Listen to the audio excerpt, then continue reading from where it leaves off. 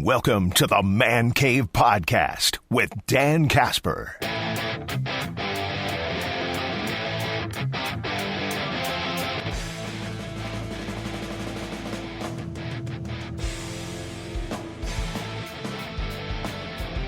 Local Sports Roundup brought to you by Carpet City Flooring Center. Shout out to the Blugold softball team. Yes. Making it to the final 32, but I mean, what a weekend. They dropped their first game, but then they win their next two, including a rematch against Baldwin Wallace, too, and walk-off victory. I mean, it looked, they was 13-3 the first game against Baldwin Wallace, and you're like, okay, now they match up against them again. Through 4 innings, they're down 7-0. Yeah. And I think it's how much credit you got to give to Leslie Huntington and that coaching staff for saying, hey, this isn't over. Yep. There's still time to play. Because, if you're down cumulative 20-3 to a team after 2 games, yeah, it doesn't seem like you have a chance. Mm-hmm. And then they just start chipping away. And they had a big inning where they got 5 runs, so you're right back into it. And then to tie it, bottom of the 7th, force extra innings, and then go 3 extra because it went to the 10th. Yeah.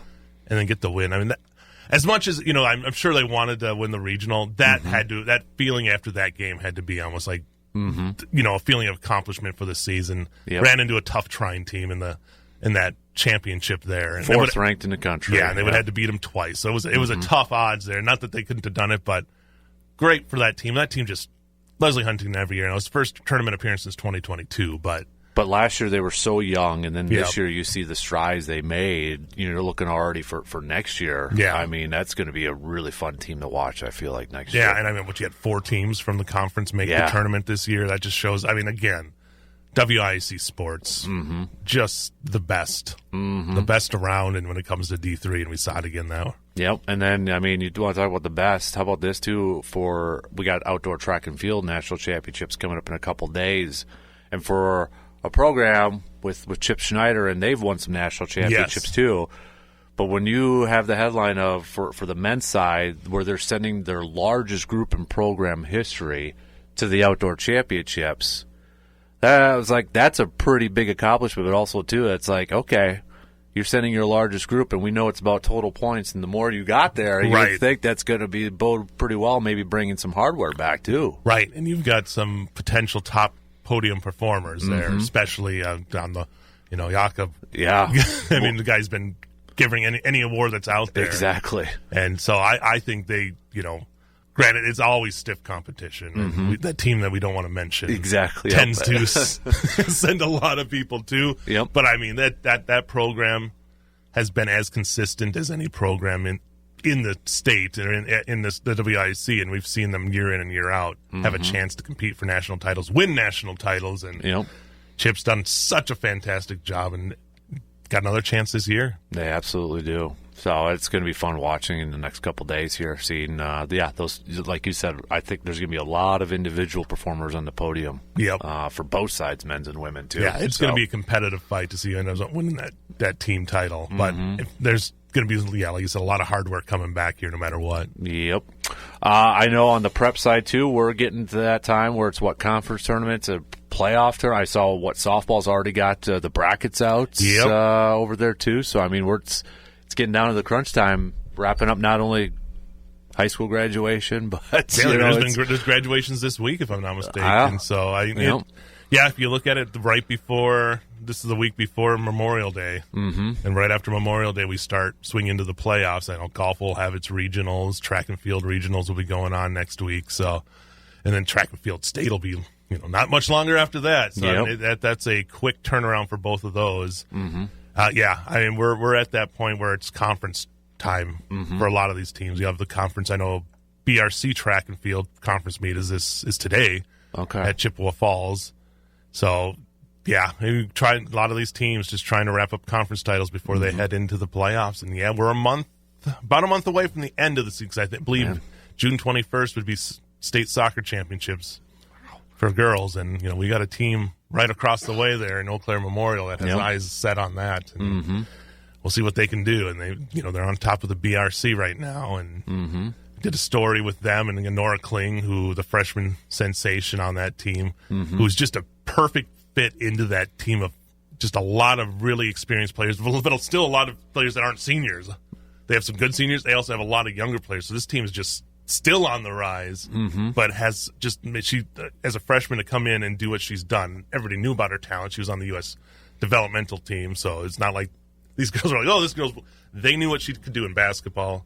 She fit right in there, and now she fits in on that soccer team, and she's just a big piece to what is a large puzzle of talented players there. And Olivia has done a great job with them. And yeah, she said I can't remember what the exact quote is, but she's like June 21st. That's the potential of this team, and that's the last day. I love that when they have that goal and they already know that date in their mind. I think really for them, one of the things that's been taking it used to this year is playing on the turf. Yeah, you come from playing on grass. Yep, it's a different world, and a lot of their games are on turf. Most of the teams have turf fields.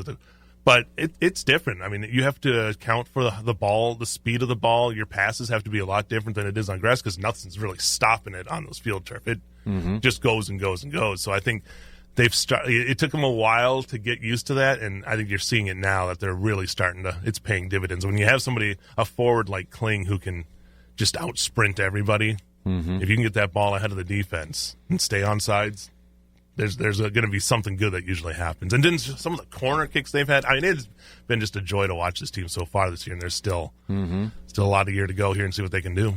Golf-wise, I know, we've got a lot of really good teams across the entire area here and such, but you mentioned regionals coming up here for a little bit. So any like individual golfers or teams that you kind of have your eyes on going forward? I mean, you never want to count Memorial out. Yeah, this is a team that they're retooling. They lost. You had 2 state champions on a team at one point. You had guys who had been to state every year, and now you have guys. It's maybe 1 or 2 who are left from those.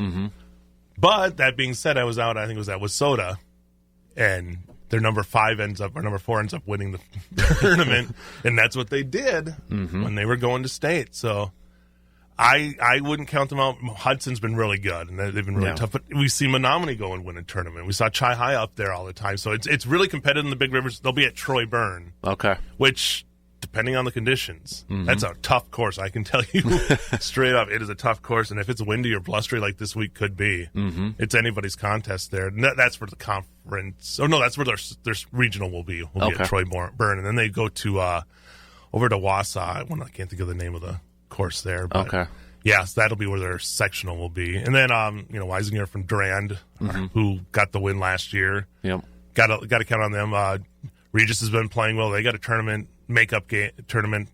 They were scheduled to play on Thursday at about 4:30. Oh yeah, we know what happened when then. golf balls started falling from the sky. Exactly. So they got that one at the country club today, and then middle border wise, Skinner and Altoona and that group playing well too. So yeah, I think we're going to get a good chunk of kids that are going to be going to University Ridge this year. Absolutely. I know for back to softball here quick too with the brackets, because Division I isn't out yet for the brackets. I was looking online here, but we got other divisions up there right now, including Baldwin Woodville's the top seed in Division II.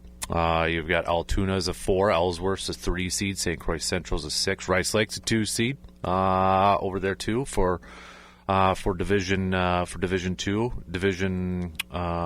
Let's go to Division III here quick.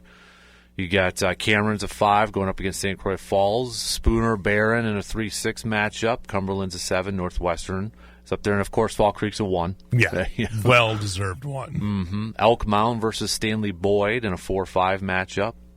Bloomer is a 10 seed taking on 7-seeded Nakusa in Division III. You mentioned Bloomer, and I didn't mention them on the golf side, too. Another team that's been very well. And Chautauqua Warehouse, that's right. Another good golf team. So yeah, I think Brandon mentioned he was going to go up there, did cover a tournament up there with those guys. That's another team that got potentially making it state as a team. So I didn't want to leave anybody out. Division IV, Shell Lake's the top team, number 1 seed in there. So Clayton Turtle Lake is the 2 seed at the bottom of that bracket. McDonald Central Catholic's 4 seed. They're going to be going up against Loyal and Greenwood. Regis 6 seed going up against number 3 Boyceville. And Colfax is a 2 seed in Division IV. And then McDonald, I believe, has Grantsburg today in a non-conference game, and that's a good test right there. Grantsburg, it's people are thinking with Fall Creek and Grantsburg, those two end up meeting again. Yeah, in there. So I think unless Grantsburg because Fall Creek might have moved up a division because of. Okay. But you got the brackets. I don't. I can't. Augusta and Mondovi. Augusta's a 3 seed going up against number 6 Mondovi. Levestrum's a 2 seed as well in Division 4. Well. Dairyland. Yep. And Division 5. Taking a look at some of our the Fighting Brandenburgs of Thorpe is a top seed, number 1. Eau Claire Emmanuel Lutheran's a 4 seed, taking on 5 seed Athens. And then you've got Gilman as a 3 seed, Rib Lake as a 2 seed in Division 5. Any more over the Cocker Fountain City's a 5 seed, Pep and Alma as a 3 seed. And then, yeah, it kind of looks just for our immediate area over there, too. I probably forgot a couple, but that's where they're at. In Division 1, still not out yet, it looks like. So, but Chi High will have a chance for 1 seed, not a 2 seed. They'll be right up there, always leading the big rivers. Oh, yeah. Yeah, it's been, Fall Creek, getting a chance to watch them a couple times. They've just, they're an experienced team that's been there. Saransky's a great coach who's been there plenty of times to state. And this team has the potential of definitely having a chance to get back there. And, D1, Chi High, another, you just look at the experience and that coaching staff and where they've been and those players. You're going to run into a Spash in there. Superior, I believe, is the other team that's usually right there as well. But if anybody can do it, Cardinals can do that. So it's really going to be fun to see what happens here in the next. Thorpe kind of ran into a little bit of trouble in the Clover Belt lately, but turn it on once you get back in the playoffs. There, they can do some damage as well. Baseball wise too, I know last week we had North Memorial splitting. Which is fun. Series. That was great to see. And now those two teams and you fill up Carson Park to get them back-to-back nights. I think that was really cool for those fans and those families to get that. Yep, exactly. So, we're getting close to, kind of wrapping up that regular season here, too. So. And, we've had some pretty competitive, non-conference games going on. I was at Osseo Fall Creek, and that was one of the few games where it started at 4:30, and I got to stay for the whole game and got back for the 6th. But just a great competitive game. It was 1-0. Man. And you get a pitcher's duel, but you had drama, and, those two teams have been playing really. Osseo Fairchild and Fall Creek. Mondovi we had playing. They've been playing Fall Creek. Mondovi, Elk Mountain.